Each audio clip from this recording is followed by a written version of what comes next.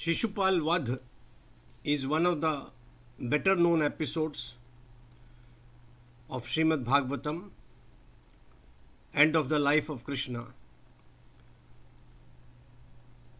Almost at the same time when he shifted to Dwarka,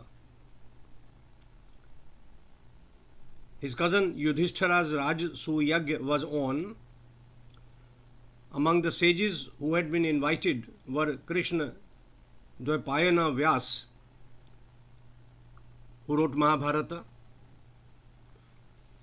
Bharadwaj, Vasishtha, Chavana, Kanva, Maitreya, Gautama, Vishwamitra, Jaimini, Parashara, Vaishampayan Kashyapa, Parashurama, Shukracharya and Kratu.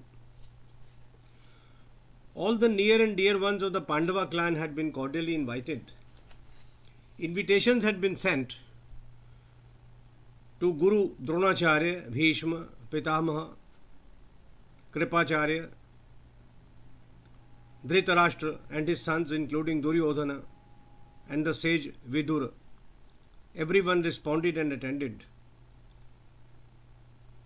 Thousands of spectators including several petty chieftains, ministers, officials and the public had assembled to witness the grand spectacle of the Rajasooya Yagya.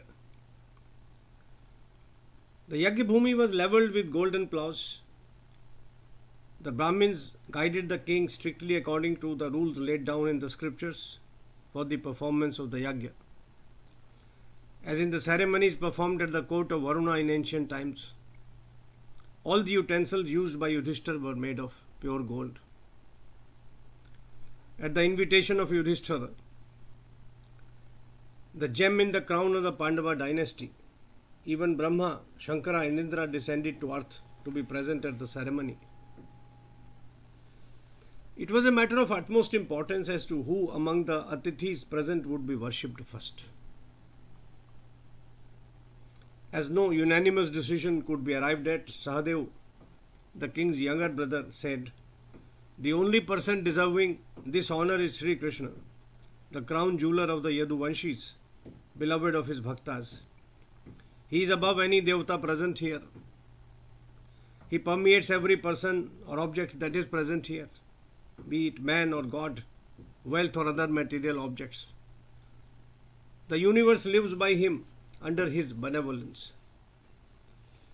This suggestion was supported by almost everybody present, and they spoke words and made gestures of approval. Yudhishthira, accompanied by his mother, his brothers, his wife and ministers, approached Sri Krishna, washed his feet. During this, he shed tears of joy. Each one sprinkled a few drops of Krishna's Charanamrit, the wash of his feet, over his or her head. They presented yellow silken robes as well as jewels to Sri Krishna. Their eyes were so misty with happiness that they could hardly dwell upon his glory. Almost everyone present at the auspicious sight shouted slogans like Namo Namaha, Jaya Jaya. Individually and collectively, they bowed in the presence of Sri Krishna. The devatas showered flowers from above in the honor of Vishnu, because Sri Krishna was Vishnu incarnate. However, there was one king who had not joined the chorus of approval and devotion. Shishupal, the king of the Chedis, son of Damaghosh, had been displeased with Krishna for several years. His enmity had been strengthened when his betrothed Rukmini had spurned him and had been abducted by Krishna at his behest.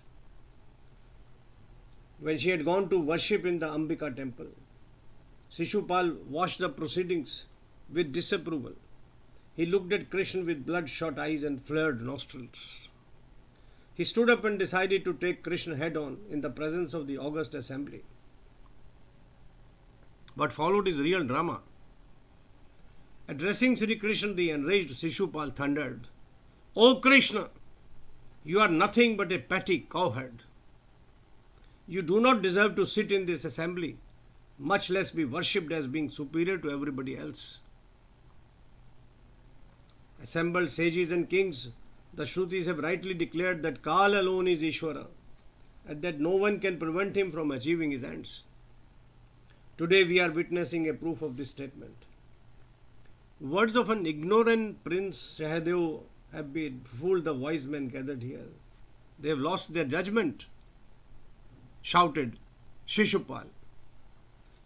I concede that to select the person most worthy of being worshipped is your prerogative, Yudhishthira. However, I fail to understand how you have accepted the child Sukdev's choice as God's truth. The gathering here includes the Pasvis, gods like Brahma, Shankara, kings like Indra, and sages like Vyas. They are worshipped by millions. Where does this cringing cowherd fit in? Tell me. Krishna is a disgrace to his family. He killed his maternal uncle in cold blood. How can a crow be considered worthy of the respect due to a lion? He neither belongs to an identified Varna nor does he live according to the rules of ashram as prescribed. He belongs to a group of people who are the bottom of the heap, said Shishupal. He was bent on humiliating Krishna. Krishna has violated all that has been laid down in the scriptures as conduct appropriate to a truthful and noble person. How then can he be worshipped? He is busy drinking madhu all the time. He has been womanizing even as a child. He is a deserter from the battlefield. Running away from the king Jarasandha's warriors, he settled in Dwarka on reclaimed land so that he could save his skin. His soldiers run amok like dacoits and loot travelers and citizens. You ought to discard Krishna. Throw him out rather than worship him. This rant continued for quite some time. Shri Krishna sat smiling and silent. A lion ignores the jackal's cries and ranting. A number of warriors assembled there stood up and unsheathed their swords to kill Shishupal on the spot. The latter too stood up and challenged them. At this moment, Krishna decided to put an end to this unseemly conduct. Pacifying the kings, taking cudgels on his behalf, he raised his little finger and willed Vishnu's Sudarshan Chakra to appear. The next moment, Shishupal's severed head lay on the ground.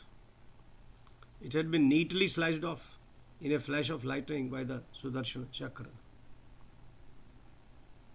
I have included the photograph of the Vishnu statue made in gold in Tiruvananthapuram temple, and he is shown to be holding the Sudarshan Chakra.